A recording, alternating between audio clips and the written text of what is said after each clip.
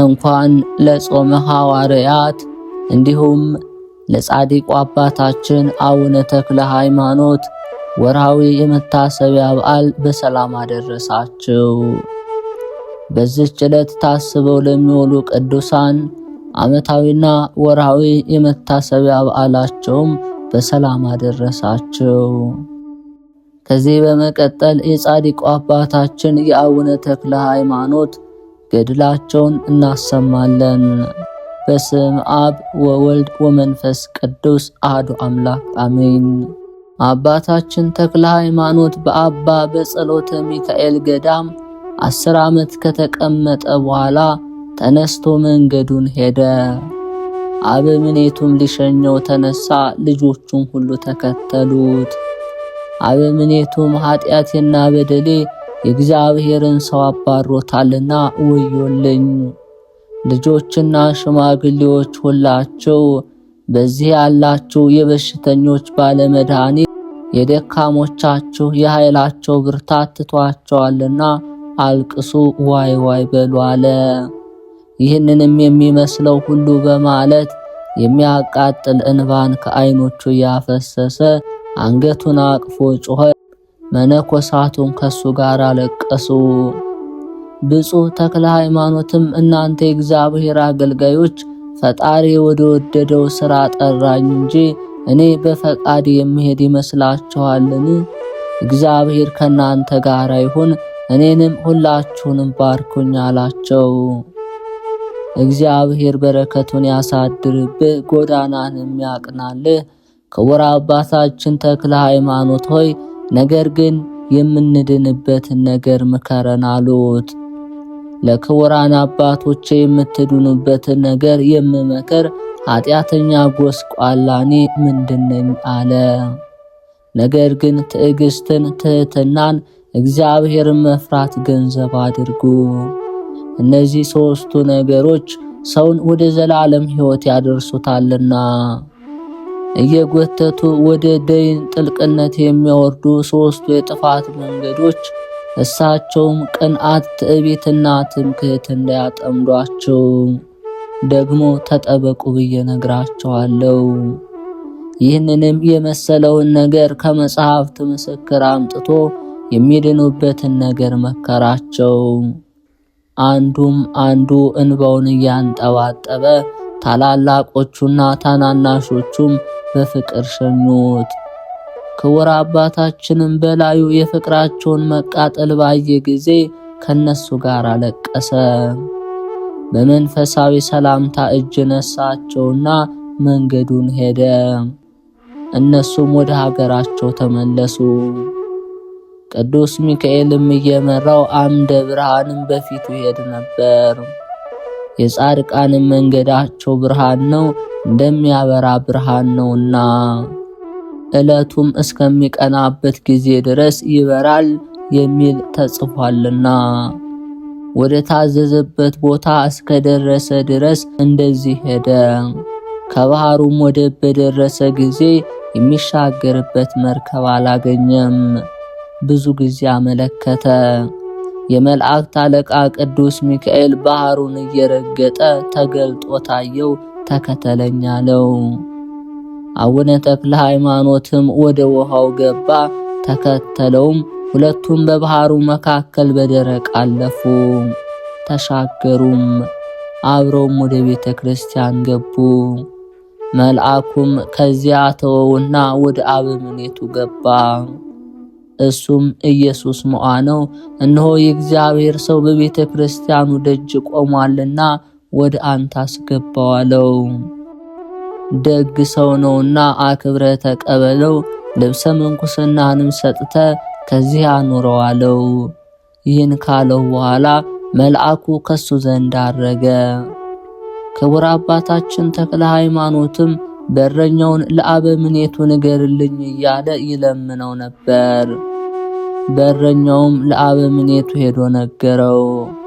እነሆ ደም ግባቱ ያማረ እንግዳ ሰው ከቤተ ክርስቲያኑ ደጅ ቆሟል፣ ግን ባህሩን አሻግሮ ከቤተ ክርስቲያን ያገባውን አላውቅም አለው። አበምኔቱም አመጣጡ ከእግዚአብሔር ዘንድ ነውና ሂድ ጥራው አለው። በረኛውም ጠርቶ ወደ አበምኔቱ ዘንድ አገባው።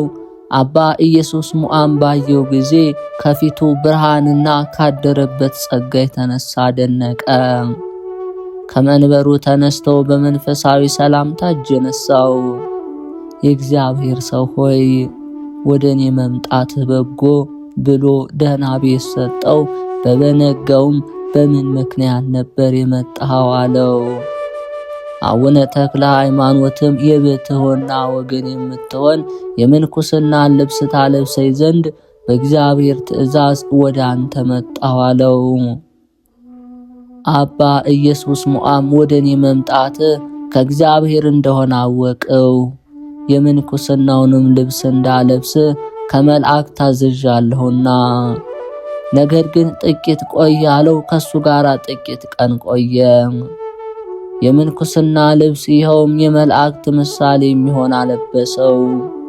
በትጋትና በድካም ከዚያ ኖረ። አክፍሎቱን በየሳምንቱ ያከፍል ነበር።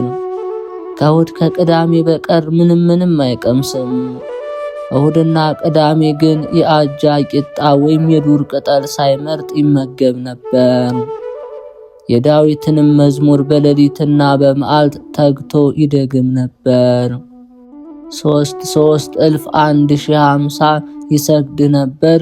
ወዙም እንደ ውሃ ፈሶ የቆመበትን ምድር እስኪያርሰው ምድሩም እንደ ጉድጓድ እስኪንጎደጎድ ድረስ 7,000 የሚሰግድበት ጊዜ አለ። እንዲሁ ዕለት ዕለት ድካምንና ትጋትን እየጨመረ ብዙ ዘመን ኖረ። ሊያገለግለኝ የሚወድ ሰውነቱን ይጣል፣ ጨክኖም የተሰቀልኩበትን መስቀል ተሸክሞ ይከተለኝ። ነፍሱንም ሊያድናት የሚወድ ይጣላት፣ ነፍሱንም የጣለ የጣላትንም ነፍሱን ስለኔ ያገኛታል። እኔንም የሚከተለኝ ቢኖር እኔ ካለሁበት ከዚያ ይኖራል። እርፍ ይዞ የኋሊት የሚያርስ የለም። መንግሥተ ሰማያት የተዘጋጀች ናት ያለውን ስሙ ይክበርና የተናገረውን ቃል ለነፍስ ያስባት ነበር። ይህንንም ሥራ በመስቀል ሰውነቱን ሲያደክማት ከእግዚአብሔር የታዘዘ መልአክ ቅዱስ ሚካኤል የመላእክት አለቃ መጥቶ ድንገት ነጥቆ ወስዶ ከፀሐይ ይልቅ ወደምታበራ ሀገር አደረሰው። ይህችውም እንደ ሰቀላ የተሰራች ናት። ቁመቷም ወርዷም እጅግ ሰፊ። የሀገሩ ሰዎች ሁሉ በውስጧ ቢሰበሰቡ ውስጧን ባልሞሏት ነበር። ብዙ ምሰሶችም አሉባት። በመልክም እርስ በርሳቸው አይመሳሰሉም። ዥንጉርጉር የሚመስል አለ፣ ፍም የሚመስል አለ፣ በረድን የሚመስል አለ፣ የፀሐይ ብርሃንም የሚመስል አለ። የሁሉም ጸዳላቸው ላይን ይንቦገቦጋል፣ ለማየትም አይረዳም። በአንዱ ምሰሶ ፊት ለቆመው ሁለተኛው ምሰሶ በውስጡ ይታየዋል። የፊቱ ምሰሶ ውፍረት አይሰውረውም። የምድሩ መልክ እንደ ብርሌና እንደ ጠራ ዕንቁ፣ ልዝብነቱም እንደ ቅቤ ነው። ጠፈሩም እንደሚገለባበት የፀሐይ እግር ያንጸባርቃል። ክቡር አባታችንም እንዲህ አለ። ይህ ሰቀላ መጠኑ እንደ ሰፊ ሀገር ያለ ነው እንጂ እንደ ሰቀላ አይደለም። ሁለተኛው እንደ እሳት ይነዳል፣ እንደ እሳት ነው ብዬም ብናገር እሱን በማየት ሰውነትን የሚያለመልም የሚያድን ነው እንጂ የሚያቃጥል አይደለም። እያደነኩም በቤቱ መካከል ደረስኩ። የተዘጋጁትንም ዙፋኖች አየው። ቅድመ ዓለም የነበረ ዓለምን አሳልፎ የሚኖር አብን እናመስግነው። ቅድመ ዓለም የነበረ ዓለምን አሳልፎ የሚኖር ወልድን እናመስግነው። ቅድመ ዓለም የነበረ ዓለምን አሳልፎ የሚኖር መንፈስ ቅዱስ እናመስግነው ይል ነበር። በብርሃኑም ልክ በስተቀኝ 7 አክሊሎች አሉ። የ7ቱ አክሊሎችም ኅብራቸው አይመሳሰልም። አብሮኝ ያለውን መልአክ ይህ ቤት ከማየት የተነሳ ፍርሃት በልቤ ያደረብኝ አልኩት። የቤቱን ነገር ልናገርህን የተልኬአለሁ፣ አትፍራለኝ። ይህንንም ባለ ጊዜ ፍርሃት ከኔ ራቀ፣ በቃሉም አጸናኝ። ቀድሞ ያልሰማሁት የዚህ ቤት ትልቅነቱ ምን ያህል ነው? በውስጡስ ያለው የተቀመጠው ማን ነው አልኩት። አስቀድሞ ያየኸው አይደለም? ወደ ኋላ እይ፣ የቤቱን ጌታ እነግርሃለሁ አለኝ። በዚያም ዙፋን ፊት ለፊት የተተከለውን የብርሃን አምድ አየው። የብዙ ሰዎች ስም ተጽፎበት ነበርና ጌታዬ ምንድናቸው? የአዕማዱስ ቁጥራቸው ምን ያህል ነው? የዙፋኖቹ ስራቸው ምንድነው አልኩት። ይህ ቤት ያንተ ነው። ከሌሎችም ይልቅ እጅግ የተመሰገነው የመካከለኛው ዙፋን ልዩም ልብስ በላዩም የተቀመጡት አክሊሎች አንተ ናቸው። በግራ በቀኝ ያሉ ዙፋኖች ግን ትእዛዝህን በመጠበቅ በወንበርህ ለሚቀመጡ ካንተ በኋላ ለሚነሱት ልጆች ነው። በዙፋኖቹ በስተቀኝ ያሉ አዕማድ ቁጥራቸው 45,000፣ በግራም ያሉ የመላእክት ፈጣሪ እንደሰራቸው 45,000 ናቸው። የብዙ ሰዎች ስም ከአምዱ ተቀርጾ የሚታየው ይህ ዓለም እስኪያልፍ ድረስ ከመንፈስ ቅዱስ ላንተ የሚወለዱ ልጆች ናቸው። እሊህም አንተ አባት ትሆናቸዋለህ አለኝ። ይህች ታላቅ ጸጋ ክብር ትሰጠኝ ዘንድ እኔ ምንድነኝ አልኩት። እግዚአብሔር ለወደደው ባለሟልነትንና ክብርን ይሰጣልና አለኝ። ከዚህ በኋላ ወደ ሰማይ አውጥቶ ከመጋረጃ ውስጥ አግብቶ ከሥላሴ ዙፋን ፊት ለፊት አቆመኝ፣ ሰገድኩለት። ከዚያም አስቀድሞ በማላውቀው በሌላ ምስጋና መሰገንኩት። ተክለ ሃይማኖት ሆይ ክፍልህ ከ24ቱ ካህናቶች ጋር ይሁን የሚል ቃል ከዙፋን ውስጥ ወጣ። የወርቅ ጽና አምጥተው እሷን ሰጡኝና ከነሱ ጋር በአንድነት አጠንኩ። ምስጋናዬ ከምስጋናቸው ጋር፣ ልብሴም እንደ ልብሳቸው ሆነ። ፈጣሪንም በሦስትነቱ ተገልጾ አየሁት። እንደወደድከኝ እወድሃለሁ፣ እንዳከበርከኝ አከብርሃለሁ፣ ስምህንም ልዑል ክቡር አደርጋለሁ። በጸሎትም የሚታመን ሰው ሁሉ ስላንተ ይድናል። መታሰቢያንም እንደተቻለው ያደረገ እኔ በሰማይ በምድር አገነዋለሁ፣ በአንተ ክብር እንዲከብር አድርገዋለሁ ብዬ እነግርሃለሁ። ጭንቅ መከራ ያገኘውም ቢሆን በስምህ ቢጠራኝ እኔ ከጥንቱ ሁሉ አድነዋለሁ። ለቤተ ክርስቲያንህም ለሚያገለግል ከሰባቱ መላእክት አለቆች ጋር መቆምን እኔ ከፍለዋለሁ። የገድልህ መጽሐፍ ከተነበበበት ስምህ በተጠራበት ቦታ ለዘላለም ይቅርታዬን ቸርነቴን በዚያ አኖራለሁ። አመሰገንኩት፣ ሰገድኩለትም። በስራዬ ሳይሆን በፈቃድህ ይህንን ሁሉ ለሰጠኸኝ አቤቱ ላንተ ምስጋና ይግባህ አልኩት። ከዚህ በኋላ መልአኩ ወደ ቀደመ ኑሮ የመለሰኝ አለ። ክቡር አባታችን ተክለ ሃይማኖት ይህንን አይቶ በሰማይ በሚኖር ፈጣሪው ፍቅር እንደ እሳት ልቡ ነደደ። ዘወትር የዳዊትን መዝሙር ሌሎችንም የነቢያትን የሐዋርያትን መጽሐፍ ያነብ ነበር እንጂ ሌሊትና መዓልት አይተኛም። እንደዚህም ሳለ የምንኩስናን ሥርዓት እንድታውቅ የከበሩ ገዳማትን ፈልግ እንጂ በአንድ ቦታ መኖር ላንተ ለምንህ ነው የሚል ሐሳብ በልቡ ተነሳሳ። ይህንንም ሲያስብ ዘወትር ይጠብቀው የነበረ ብሩህ መልአክ በፊቱ ብልጭ አለበት። ተነሳ፣ የወደድከውንም አድርጋለው። አባታችን አቡነ ተክለ ሃይማኖትም ቅዱስ ሆይ ወዴት እሄዳለሁ አለው። ወደ ትግራይ አውራጃ ሂድ፣ ዳሞም ወደሚባል ተራራ ውጣ። ስሙ ዮሐን የሚባለውን ሰው የከበረውን ሰው በዚያ ታገኘዋለ። አስኬማና ቆብን ከሱ እጅ ተቀበል። ተነስ እስክልህም ድረስ ከዚያው ቆያለው። ወደ መንፈሳዊ አባቱ ያውም አባ ኢየሱስ ሞዓ ሲነጋ ገስግሶ ሄዶ በልቦናው ያሰበውን ስለ አስኬማና ስለ ቆብ መቀበልም መልአክ እንዳለው ገለጠለት። አባ ኢየሱስ ሞዓ አስኬማና ቆብን ገና አልተቀበለም ነበርና አባ ኢየሱስ ሞዓ የክቡር አባታችን ተክለ ሃይማኖትን ቃል ሰምቶ እኔ እንደከበረ ሳይክ ነበርኩ እንጂ እንደ ልጅ አላይህም፣ ለማን ትተወኛለህ እያለ ብዙውን አለቀሰ። ወደ ደብሩ ስለመሄድ ግን ነገርህ ደስ አሰኘኝ። ከዚያ ደርሰህ አስኬማና ቆብ ተቀበል፣ ኋላ ለኔ ትሰጠኛለህ፣ ልጅም ስትሆን አባት ትሆነኛለህ። ባህሩን የሚያሻግርህ ሰው የለምና ዛሬ ታገሳለው። ክቡር አባታችን ተክለ ሃይማኖትም ከእግዚአብሔር የሚበልጥ ሰው የለም፣ እግዚአብሔርም ከኔ ጋራ ከሆነ ባህርም ሌላም ነገር ቢሆን መንገድ ሊከለክለኝ የሚችል የለም፣ ይህንንም ከመናገር ጋር አይሆንም ብሎ ሄደ። አበምኔቱም ሊሸኘው ተነሳ። እስከ ባህሩ ወደብ ድረስ አብረው ደረሱ። እነሆ ቅዱስ ሚካኤልም በክቡር አባታችን ፊት ቆመና ተከተለኝ አለው። ወደ ባህሩ ገብቶ እንደ ደረቅ ሄደ። ክቡር አባታችንም ተከተለው። ባህሩንም አብረው ተሻገሩ። አባ ኢየሱስ ሙአማይቱ አደነቀ።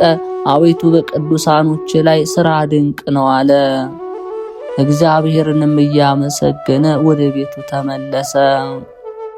አባታችን ተክለ ሃይማኖት ግን በሐይቅ 10 ዓመት ያህል ኖሮ በእግዚአብሔር ትእዛዝ እየተቃና ሄዶ ቅድመ ዓለም የነበረ ዓለምን አሳልፎ የሚኖር እግዚአብሔር ካስቀናት ገዳም በትግራይ አውራጃ ደረሰ። ይህችም ዘሚካኤል የተባለ የአባ አረጋዊ ገዳም የምትሆን ደብረ ዳሞ ናት። ይኸውም የሰዓል ደባ ልጅ አልአሜዳ ከታዜን አስቀድሞ በነገሰበት ወራት ከግብፅ ከሮማ የመጡት በጽሞና ከሚኖሩበት ከ9 ቅዱሳን አንዱ ነው። እሊህም አውራጃውን ሁሉ ያበሩ ብርሃን ያላቸው ከዋክብት ናቸው። ከነዚህም በነግህ ዘርቶ በሰርክ የሰበሰበ ውሃም ከደረቅ አለት ላይ የቀዳለ። ከነዚህም ለእያንዳንዱ ለየራሳቸው የጸጋ ክብር እድል ፈንታ የተሰጠዋለ። የነዚህ የተደነቁ ወገን አባታችን ተክለ ሃይማኖት ግን ቀድሞ ወደ ተናገርነው ከአረጋዊ ገዳም አበምኔት ዘንድ ገባ። የመጣበትን ምክንያት አስኬማና ቆምን ለመቀበል እንዲሻ ነገረው። አበምኔቱም አባ ዮሐኒ ነው። ይኸውም ጽድቅንና ጸጋን የተመላ ነበር። አንተ ወዴት ነህ አለው። በፈጣሪ ትእዛዝ ከሩቅ ወደ አንተ መጥቻለሁ አለው። ስምህ ማን ነው? የምንኩስናንስ ልብስ ማን አለበሰ አለው። ስሜስ ተክለ ሃይማኖት ነው። የምንኩስናን ልብስ በባህር ደሴት የሚኖረው አባ ኢየሱስ ሞዐ ለበሰኝ አለው። አባ ዮሐኒም በእውነት አንተ ገንዘቤ ነህ፣ እሱንም በመንፈስ ቅዱስ ወልጄዋለሁና የልጄ ልጅ ነህ።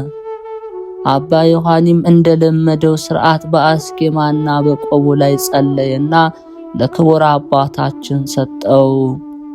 አባታችን ተክለ ሃይማኖትም ቆብና አስኬማውን ተቀብሎ የሊህን ስማቸውን የተጠራውን የ9ኙን ቅዱሳን ገድል የምንኩስናውን ሥርዓት እንደሚጀምር ሆኖ ይፎካከር ጀመር። ፈጽሞም የገድል ጣዕም እንዳላወቀ ሆነ። ዘወትርም በጎ መስራትን የሚያውቃት የማይሰራት ኃጢአትን ትሆንበታለች። የሐዋርያው የጳውሎስን ነገር ይከተላል። መንፈሳዊ ፍቅርን ወድጃለሁና ይህንን ሁሉ ግን ለኔ ረባኝ የነበረውን ስለ ክርስቶስ እንደ ጎስቋላ ቆጠርኩት። ሁሉንም ደግሞ ስለ ጌታዬ ስለ ኢየሱስ ክርስቶስ ዕውቀት እንደ ምናምን ቆጥረዋለሁ። ይህም ነገሩን ሁሉ ለእርሱ የናኩት እንደ ጉድፍም የቆጠርኩት ክርስቶስን እረባው ዘንድ ነገር ግን አንድ ነገር አለኝ። በኋላ ያለውን እየረሳ ወደፊት ወዳለው ምልክትን እየዘረጋሁ እየተመለከተው ወደ ዋጋው ፈጥኜ ሮጣለሁ ያለውን ሰራተኛ ንብ ከእንጨቱ ሁሉ የአበባውን ጨርቋ እንድትሰበስብ እንድትቀስም የቀደሙ አባቶቻችንም ከገድላቸው የተገኘውን ትሩፋት የሰማውንም የቅዱሳንን ገድል ሁሉ በሰማው ጊዜ ይሰራው ነበር። እግዚአብሔርን በመፍራት መላ አካሉ ብርሃን ሆነ። የሚሆነውንም ነገር ገና ሳይደረግ ያውቀዋል። ለመነኮሳቱም ሁሉ የሚመጣውን ይነግራቸዋል። ነገሩን ፈጥኖ ያደርጋልና ያደንቁታል። በማመስገኑ መላእክትን መሰላቸው። የኋለኛውንም ነገር በማወቁ ለነቢያት ወገናቸው ሆነ። በማስተማሩም ሐዋርያትን መሰላቸው። በመገረፉና ገደል በመውደቁ ለሰማዕታት ወገን ሆናቸው። ድካማቸውንም በመሸከም ለአባቶች መነኮሳት ወንድማቸው ሆነ።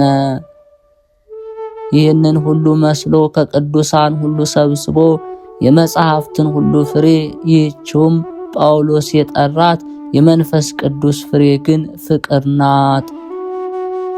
ደስታም፣ ሰላምም፣ ትዕግስትም፣ ቸርነትም፣ በጎነትም፣ ሃይማኖትም፣ ገርነትም አለመሰሰንም ናት ያላትን ተመገበ። ከሁሉ ይልቅ ፍቅር ይበልጣል። ፍቅር ግን ፍጹም ሕግ ነው።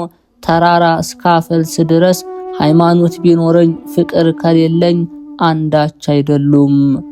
ለድሆችም ደግሞ ገንዘቤን ባበላ ሥጋዬን በእሳት ለመቃጠል ብሰጥ ፍቅር ከሌለኝ ምን የምረባው የለም።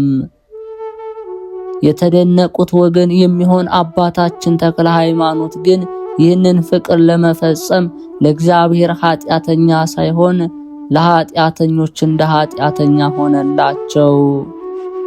አንዱም ለአንዱ ሰውነቴን ስላንተ አሳልፋለሁ ይለዋል።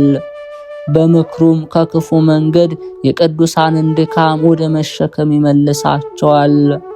ለሰነፎች እንደ ሰነፍ ሆነላቸው፣ ኋላ ግን ዕውቀት ይሆናቸዋል። እንዲሁም በደብረ ዳሞ 12 ዓመት ተቀምጦ የእግዚአብሔር መልአክ ተነጋገረው። ከዚህ ደብር ውጣና የትግራይን አውራጃ ዙር፣ በእነሱም ዘንድ ጥቅም ታገኛለህና የቅዱሳንን ገዳማት የመነኮሳትን ቦታ ሁሉ ጎብኛለው። ወደ አባ ዮሐኒም ሄዶ ልቦናው የወደደውን ነገር ሁሉ መልአኩ እንዳለው ነገረው። አባ ዮሐኒ ቀድሞ ከእግዚአብሔር ታዘ ወደኔ መጣ። አሁንም ወደ ላከ ቦታ ሄድ፣ እግዚአብሔር ካንተ ጋር ይሆናለው። አባ ዮሐኒም ሊሸኘው ተነሳ። ከላይ ወደ ታች ከሚወርድበት ከደብረ ዳሞ በር አብረው ደረሱ። ያለ ጠንካራ ገመድ በላዩ ለመውረድ የማይቻል ገደል ከዚያ አለ። የገመዱ ርዝመት በክንድ 40 ያህል ነው። ክቡር አባታችን ተክለ ሃይማኖትም ከዚያ ደርሶ በገመድ ሊወርድ ጀመረ። አባ ዮሐኒና ልጆቹም አወራረዱን ሊያዩ ከገደሉ አፋፍ ቆሙ። ያን ጊዜ ገመዱ ከካስማው ስር ተቆረጠና ክቡር አባታችን ተክለ ሃይማኖትን ተከተለው። 6 ክንፎችም ተሰጡት። ክንፎቹንም እያማታ በረረ። የደብሩ መነኮሳት ሁሉ እያዩት 3 ዘንግ ወርውሮ የሚያርፍበትን ያህል ሄደ። ይህን ተአምራት ያደረገላቸውን እግዚአብሔርን እያመሰገኑ ወደ ደብራቸው ተመለሱ።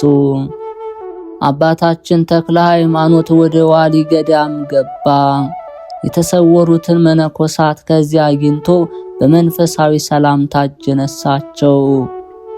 ሁሉም እንደ አንድ ቃል ሆነው ከኛ የምትከብር አንተ ወደኛ ለምን መጣህ አሉት።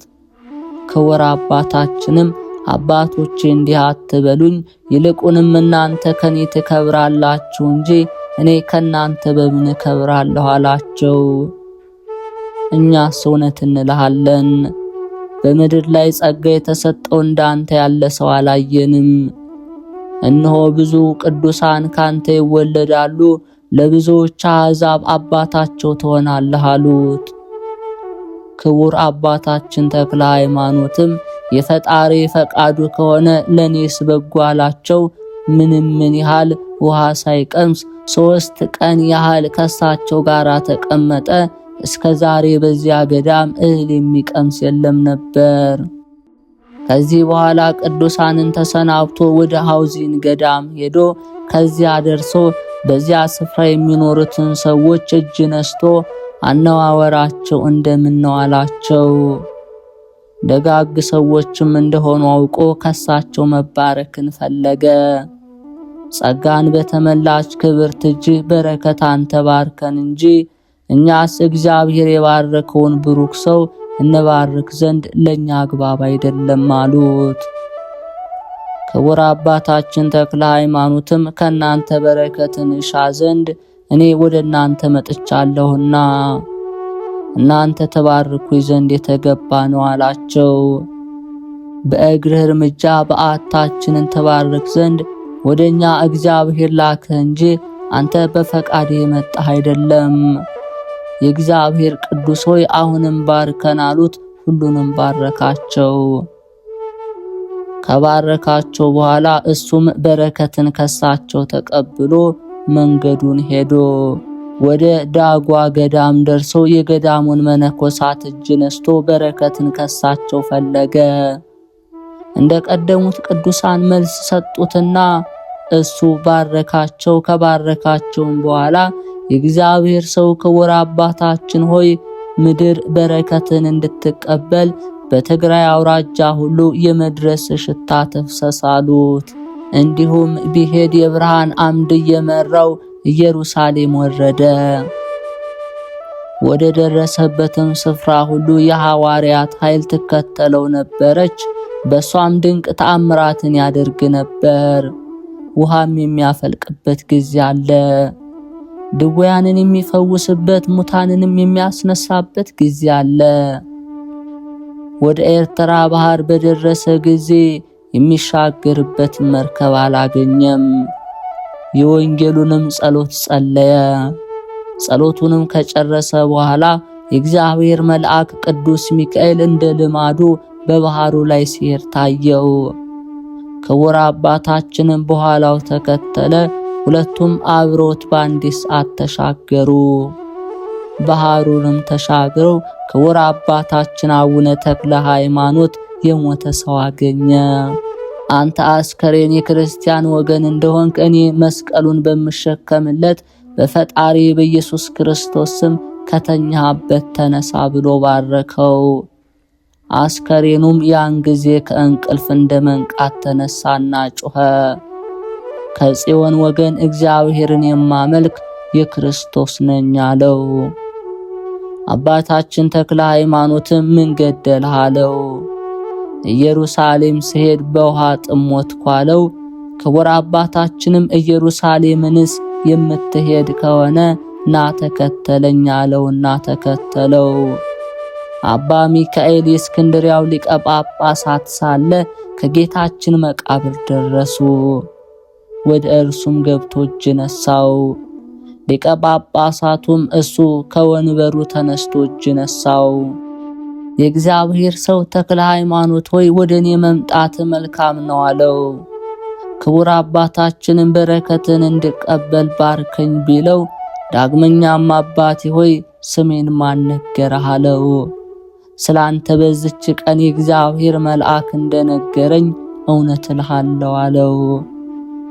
የአባቶቼ ሐዋርያት በማርቆስም ወንበር የተቀመጡት የአባቶቼ ሊቀ ጳጳሳት በረከታቸው ይደርብህ ብሎ ብዙውን ባረከው። ክቡር አባታችን ተክለ ሃይማኖትም እግሮቹን እጆቹን ሳመው። እንግዲህ ወዲህ አንተ ለብዙዎች መነኮሳት አባት ትሆናለህ። አመንኩስ፣ በስምህም ብዙዎች አብያተ ክርስቲያናት ይታነጻሉ። ወደ ሀገርህ ተመለስ፣ ከእግዚአብሔር ዘንድ ክፍልህ እሷ ናትና አለው። ክቡር አባታችን ተክለ ሃይማኖትም እኔስ ወደ ሀገር ያልመለስም በእጆችህ እንድቀበር ወደዚህ መጣው። ምንኩስናንም አላመነኩስም፣ ለራሴስ እንኳ የምንኩስና ሥራ አላወቅኩም አለው። ጳጳሱም አባ ሚካኤል እውነት እልሃለሁ ካንተ የሚበልጥ ከመነኮሳት የለም፣ ነገር ግን በቃሌ እሺ በል አለው። ክቡር አባታችን ተክለ ሃይማኖትም ከፈጣሪ ከእግዚአብሔር በታች አባቴ አንተ ነህና ያልከኝን አደርጋለሁ። ነገር ግን ከአስቄጥስና ከሲሄት ገዳም ቅዱሳን ዘንድ እጅ ልነሳ ወዳለሁ አለው። እግዚአብሔር መንገድህን ያቅናልህ ሂድ አለው። ከሱም ሄዶ ከጌታ መቃብር ሰገደ። ሰው ከሆነበት ቦታ ከገሊላ ጀምሮ እስከ መሰወሪያው እስከ ደብረ ዘይት ድረስ ጌታ ሥራ ወደ ሠራባቸው ቦታዎች ሁሉ ደረሰ። ወደ ዮርዳኖስም ወርዶ በውስጧ ተጠመቀና ወደ ሲያት ገዳም ገባ። በውስጧም ከሚኖሩት አእሩግ ተባርኮ ወደ አስቄጥስ ገዳም፣ ይህችውም የልብ መማፀኛ ወደምትሆን ገዳም ገባ። ያን ጊዜ የእግዚአብሔር መልአክ ቅዱስ ሚካኤል ተነጋገረው። ተክለ ሃይማኖት ሆይ ምን ትላለህ አለው። ክቡር አባታችንም ከዚህ መኖርን እፈቅዳለሁ አለ። መልአኩም ላንተስ ይህች ገዳም ክፍል አይደለችም፣ ነገር ግን ልጆች በኋላ ዘመን ተሰብስበው መጥተው ከውስጧ ይበዛሉ። አንተ ግን ወደ ኢትዮጵያ ሀገር ውጣ። በትሩፋት ሥራ ከመረመርከው በኋላ ወደ አንተ የመጣውን አመንኩስ፣ ለመንግሥተ ሰማያት የማይበቃ ወደ አንተ የሚመጣ የለም አለው። ክቡር አባታችንም ጌታዬ ይህንን በምን ወራት እሰራለሁ አለው። በዚህ ወራት አለው። ክቡር አባታችንም ኢትዮጵያ ተመለሰና በትግራይ አውራጃ ደረሰ። ከሙታንም ያነሳው ያ ሰው ይከተለው ነበር። ጸዓዳ አምባ ደረሱ። ያም ሰው ክቡር አባታችን ሆይ የምንኩስና ልብስ ልታለብሰኝ እፈቅዳለሁ አለው። አባታችንም የቅዱሳንን የድካማቸውን ቀንበር መሸከም ትችላለህን አለው። ሁሉን የሚችል ፈጣሪ በጸሎት ያጽናኝ እንጂ አዎን አለው። አቡነ ተክለ ሃይማኖትም የምንኩስና ልብስ አለበሰው። ስሙንም አርኤነ ጸጋሁ ብሎ ጠራው። ጽኑ ሆነ። ዘወትርም እያገለገለው ከሱ ጋር ኖረ። አቡነ ተክለ ሃይማኖትም ሃይማኖትን በማስተማርና በምንኩስና በትግራይ አውራጃ ሁሉ ብዙ መነኮሳትን ሴቶችንም ወንዶችንም አመነኮሰ። በብዙ ፍሩክታና ዋሻ ልጆቹንም አበዛ። እስካሁን ድረስ በስሙ ይጠራሉ። ዳግመኛም ኢየሩሳሌም ወረደ። ቀድሞ ከደረሰበት ሁሉ ደርሶ በደህና ተመለሰ። ሶስተኛም ኢየሩሳሌም ወረደ። ከሊቀ ጳጳሱ ከአባ ሚካኤል ዘንድ ደርሶ እጅ ነሳ፣ ሰላምታም ሰጠው። አባ ሚካኤልም ልጅ ለምን እንዴት አደርጋለህ? በአንድ ዘመን ስትመላለስ እነሆ ይህ ሶስተኛ ነው። ለመለኩሴ ከዙረት አጽንኦ በዓት ይሻለዋልና እንግዲህ በአንድ ቦታ አረፍ አለው። ጌታዬ እሺ ይሁን አለው። ወደ ሀገሩ ተመልሶ የትግራይ አውራጃን ሁሉ ዞሮ ደብረ ዳሞ ወጣ። በገዳሙም ያሉ ቅዱሳን ባዩት ጊዜ በስድስት ክንፍ ሲበር ቀድሞ ያየነው ተክለ ሃይማኖት ወንድማችን እነሆ ደረሰ እያሉ እርስ በርሳቸው ተነጋገሩ። ፈጥነውም ወደ አበምኔቱ ወደ አባ ዮሐን ያገቡት። አባ ዮሐንም ባየው ጊዜ ቀድሞ ስላየው ክብሩ ተነስቶ እጅ ነሳው። ቅዱሳንም ሁሉ እጅግ ከፍ ከፍ አደረጉት። አባታችን ተክለ ሃይማኖት አይቶ ውዳሴ ከንቱን እጅግ ጠላ። አባ ዮሐንም አባቴ ሆይ በገዳም ተቀምጬ እንዳመነኩስ ሊቀ ጳጳሱ አዘዘኝ። ከዚህም ምኖር ዘንድ ይህንን ውዳሴ ከንቱ ሰውነት የተጸየፈችው ከገዳማትም ባንዱ ሄጄ ኖር ዘንድ አንተ ባርከኝ አለው። አባ ዮሐንም ወደ ሀገርህ ትመለስ ዘንድ የሚጠራ የእግዚአብሔር ፈቃድ ነው እንጂ አንተ የተናገርከው አይደለም። የሸዋ ምድር ክፍልህ እንደሆነች ከሽማግሌዎች ወገን ብዙ ቅዱሳን ነግረውኛልና በደህና ግባ። አባቶቼ ያገለገሉት እስካሁንም እየመገበ ያሳደገኝ እግዚአብሔር መርቶም ወደዚች በዓት ያደረሰኝ የእግዚአብሔር መልአክ እሱ መንገድህን ያቅና አካሄድህንም ያሳምራለው። ሲመርቀውም አፉን ከፍቶ መንፈስ ቅዱስ ትንቢት አናገረው። ከመነኮሳትም ሁሉ ትበልጣለህ፣ እጅግም ትከብራለህ። ስማቸው ከተጠራ የሽማግሌዎች አባቶች ከሚሆኑ ስማቸው ከተጠራ ከእንጦንስና ከመቃርስ ጋር ስም ይጠራል። ከሱ ተባርኮ መንገዱን ሄዶ በዘላን ሀገርም በኩል ሄዶ ቀንጦራር ወደምትባለው ተራራ ወጥቶ ልዩ የምትሆን 40 ጾምን በዚያ ጾመ። ሀገሪቱ ምድረ በዳ ነበረችና ሊኖርባት ወደደ። የእግዚአብሔር መልአክም ተነጋገረው። ተክለ ሃይማኖት ምን ታስባለህ? ይህች ገዳም ክፍል አይደለችም። ከጥቂት ቀን በኋላ ግን ልጆች ይኖሩባታል። አንተስ አባ ኢየሱስ ሞዐ ዘንድ ሂድና የሚልህን ስማ አለው። በበነጋውም ተነስቶ ሄደ። ሐይቅ ከሚባለው ስፍራ ደረሰ። በደረቅ እንደሚሄድ በባህር ላይ ሄደ። ከአባ ኢየሱስ ሞዐ ዘንድ ገባ። እሱም ባየው ጊዜ እጅግ ደስ ተሰኘ።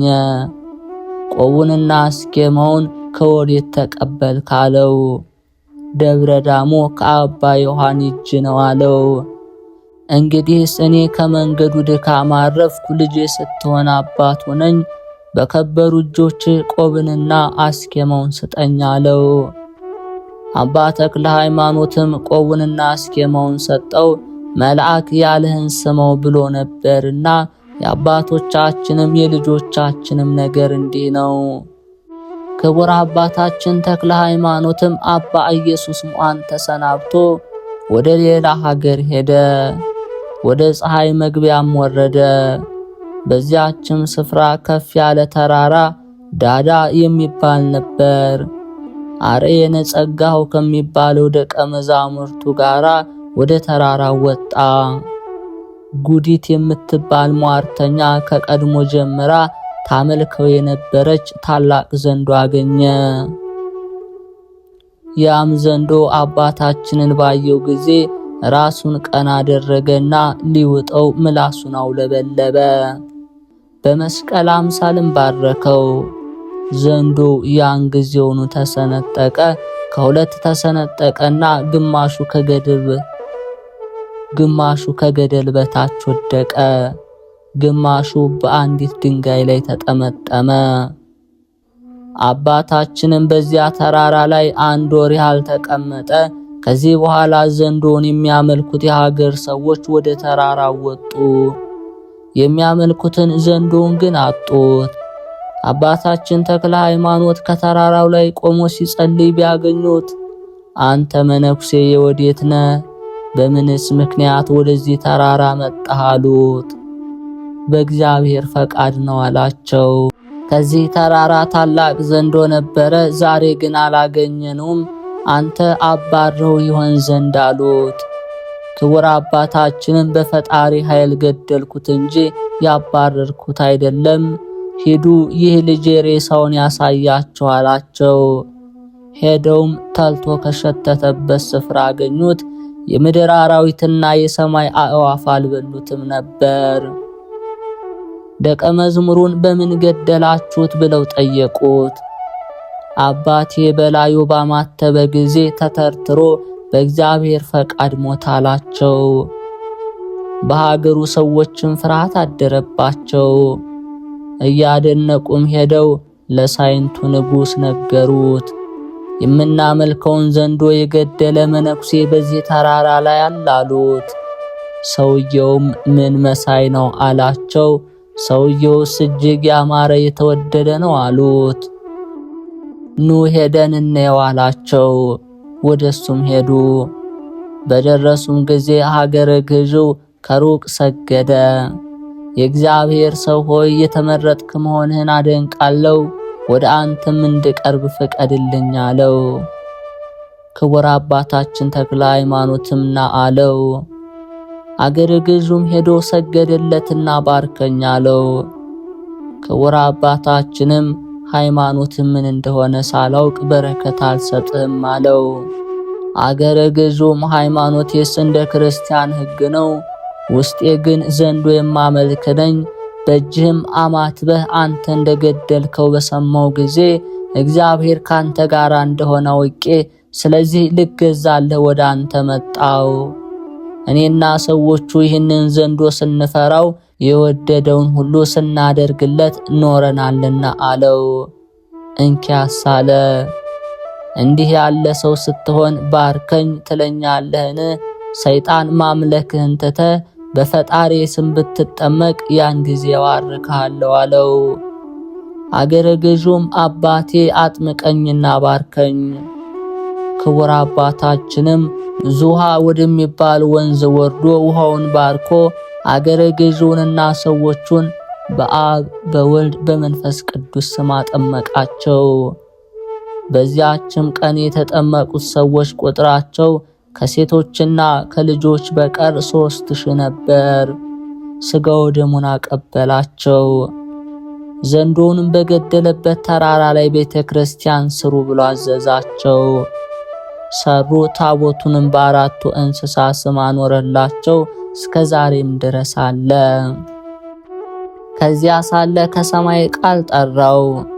ተክለ ሃይማኖት፣ ተክለ ሃይማኖት፣ ተክለ ሃይማኖት፣ ወደ ሸዋ ሂድ።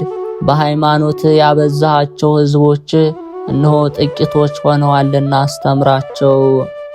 በጸሎትም ጎብኛቸው። ስለፈሰሰው ደምህና ስለ ድካምህ እግዚአብሔር አስራት የሰጠ ሀገርህን እነሆ ሰይጣናት ወርሰውታልና አለው። የእግዚአብሔር ቅዱስ ሆይ አሁንም ተነሳ፣ ሕዝብህንም በሃይማኖት አንድ አድርግ። መቃብርህም ከዚያ ይሆናል። የተመረጡ መነኮሳት ልጆችም እንደ ባህር አሸዋ እንደ ሰማይ ኮከብ በውስጡ ይበዛሉ።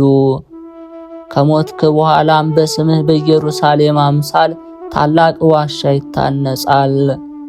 የስም አጠራሩም በአራቱ ማዕዘን ይሰማል። ቃሉም ይህን ተናግሮ ዝም አለ። አባታችን ተክለ ሃይማኖትም ሕዝቡን ጠርቶ እኔ ፈጣሪ ወዳዘዘኝ ሄዳለሁና ለነፍሳችሁም ለስጋችሁም ጥቅም እንድታገኙ የፈጣሪን ትእዛዙን ጠብቁ። ልጄ አርኤነ ጸጋሁ ከዚህ ይኑርላችሁ፣ ስለኔም አባት ይሆናችሁ። የሀገሩ ሰዎች ቃሉን ሰምተው አለቀሱ።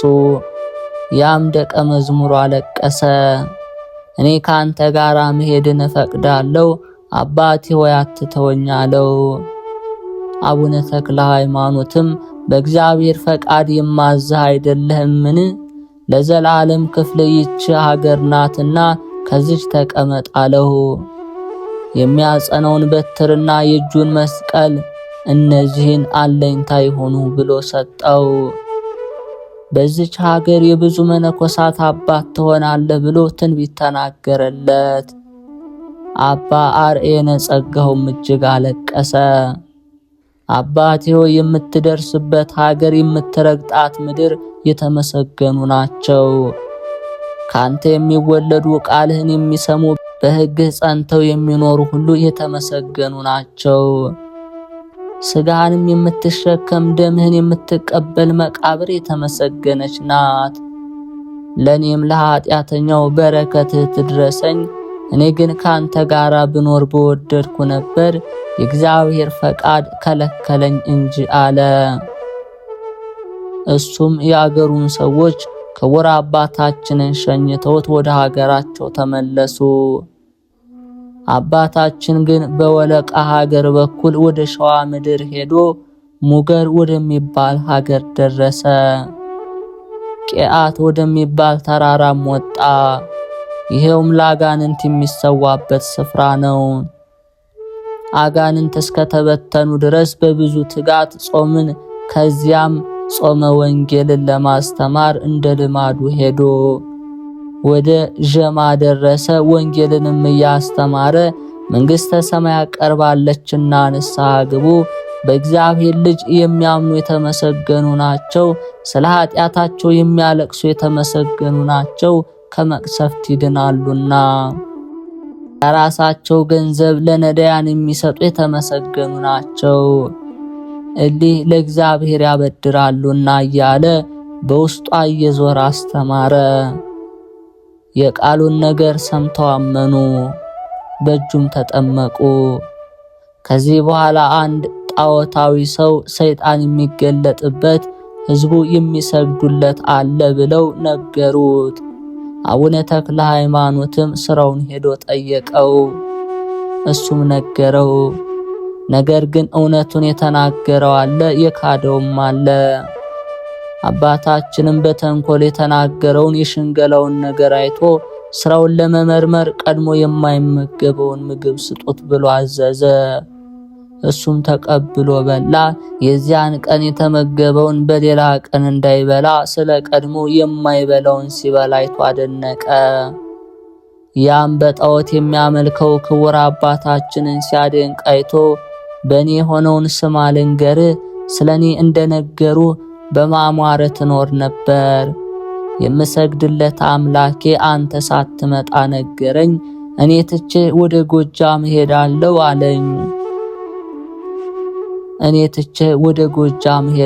አለኝ። ጌታዬ ስለምን ትተወኛለህ አልኩት። ስርዓቱ ልዩ የሚሆን ከኔ የሚበረታ ሰው ነው ወደ አንተ ይመጣል አለኝ። ስራህንና አለባበስህንም በምልክት ነገረኝ። አይሆንም ልትለው አይቻልህምና ያበላህም ብላ የከለከልህን ተከልከል አለኝ። የሀገሩ ሰዎች አይተው አደነቁ። የአባታችንም አመጣጥ በእግዚአብሔር ፈቃድ እንደሆነ አውቀው በፍጹም ልቦናቸው አመኑ። የታመሙባቸውንም አዳነላቸው።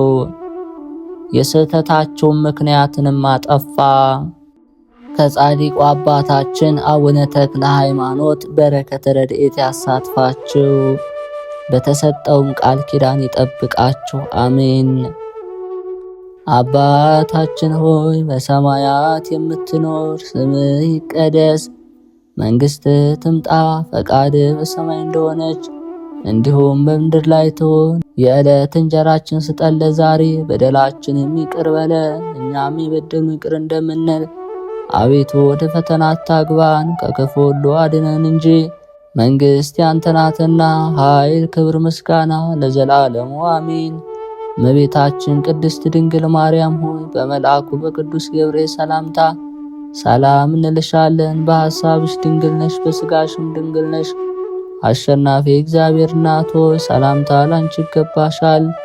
ከሴቶች ሁሉ ተለይተሽ አንቺ የተባረክሽ ነሽ፣ የማኅፀንሽ ፍሬ የተባረከ ነው። ጸጋን የተሞላሽ ቅድስት ሆይ ደስ ይበልሽ፣ ልዑል እግዚአብሔር ካንቺ ጋር ነውና ከተወደደው ልጅሽ ከጌታችን ከመድኃኒታችን ከኢየሱስ ክርስቶስ ዘንድ ይቅርታና ምሕረትን ለምኝልን ኃጢአታችንም ያስተሰርይልን ዘንድ ለዘላለሙ አሜን።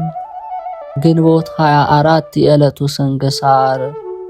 አንድ አምላክ በሚሆን በአብ በወልድ በመንፈስ ቅዱስ ስም በግንቦት 24 በዚች ቀን የክብር ባለቤት ጌታችን ኢየሱስ ክርስቶስ ከእናቱ ከመቤታችን ቅድስት ድንግል ማርያም ከዮሴፍና ከሰሎሜ ጋር ወደ ግብፅ ምድር ወረደ። ያን ጊዜ ጌታ እርሱ የ2 ዓመት ሕፃን ነበር።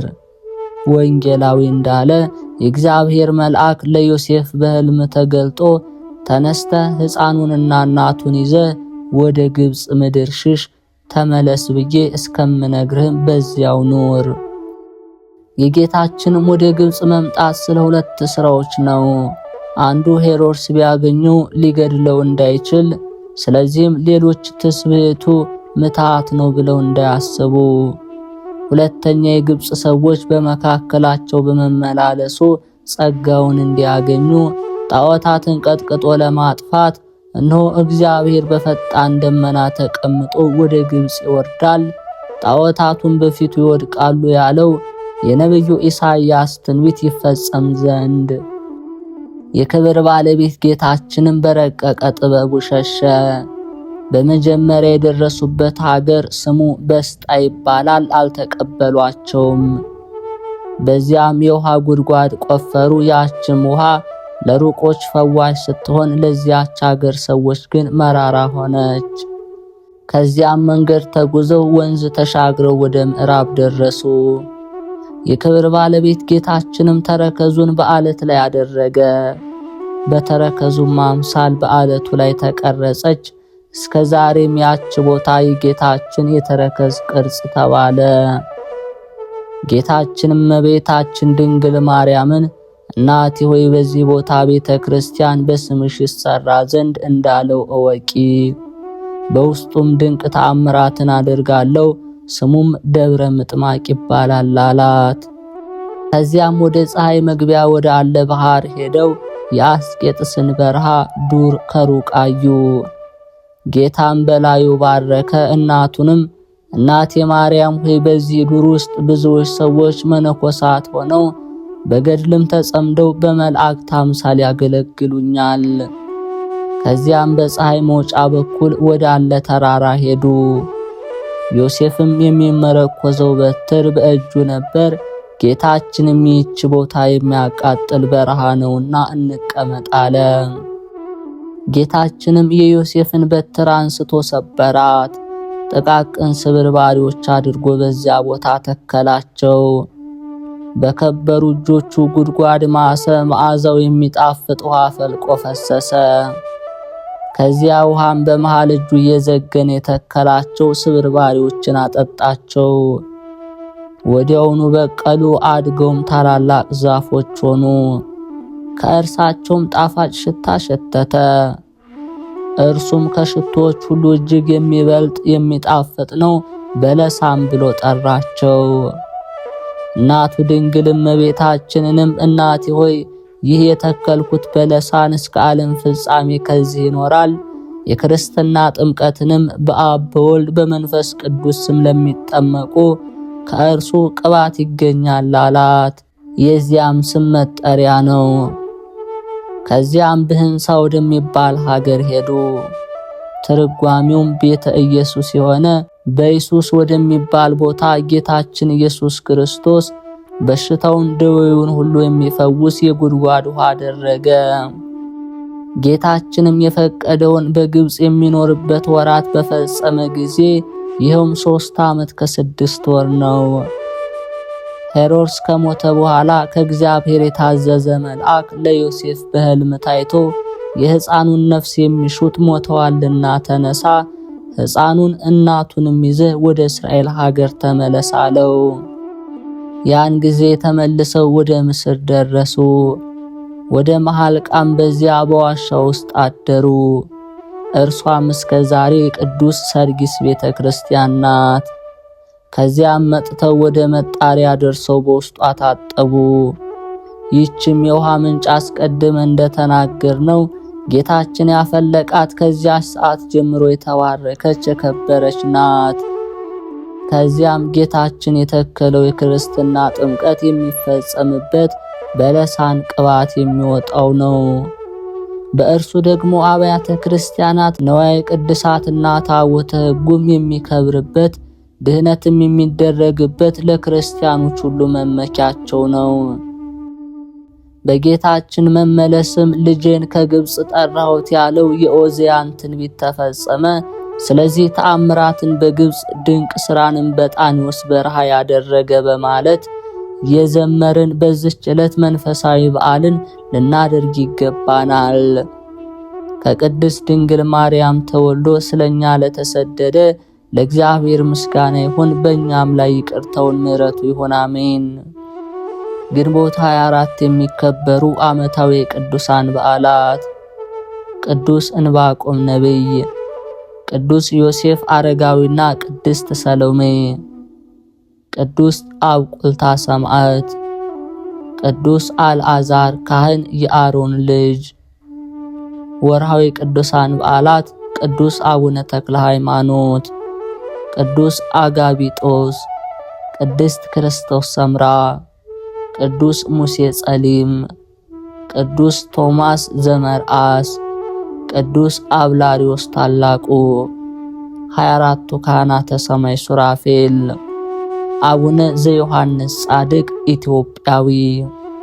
የክርስቶስ ቤተሰቦች፣ የማህደር ሚዲያ ተከታታዮች ከምን ጊዜውም በላይ ይህንን ሚዲያ ለብዙዎች ህዝበ ክርስቲያን እንዲዳረስ ሐሳብ አስተያየታችሁን ኮሜንት ላይ በመስጠት የሚሻሻሉትን ቪዲዮን ላይክ፣ ሰብስክራይብ በማድረግ መንፈሳዊ ድጋፋችሁ አይለየን። በተለይም ከቅርብ ጊዜ ወዲህ የቻናላችን እይታ ለብዙዎች እየደረሰ አይደለምና በብዙዎች ትጋትና ችግር ውስጥ ሆነን በመናዘጋጀው መርሃ ግብር ላይ የናንተ ድጋፍ ወሳኝ ነውና በተለይም ከሀገር ውጪ በስደት በስራ ላይ በተለያዩ ነገር ሆናችሁ የምታደምጡ ይህንን መንፈሳዊ ድጋፋችሁን አይለየን እንላለን። አቅራቢና አዘጋጅ ዲያቆን ቤተ ማርያም